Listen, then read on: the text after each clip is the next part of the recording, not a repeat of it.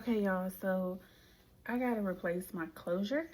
I don't know if y'all can see. I have a ball. It's very thin. It's thinning out. I washed it the other day, and you can see. Like, I don't know if y'all can see this. Yeah, see, you can see how thin it is. So I need to replace my closure, but for now, I decided to let's do a little sew-in. So I'm going to cut my wig up. Cut the tracks off the wig, and we are going to wash the tracks, wash my hair, braid my hair down. I'm gonna do a little sew-in partial. I haven't had one in a while, so we're gonna see how that works. But let's get to it. Okay, so I'm getting my setup together. I washed my hair last night after I took the tracks off the wig cap.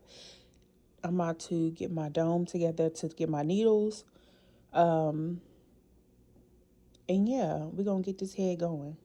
I did braid my hair down last night, so we ready to roll.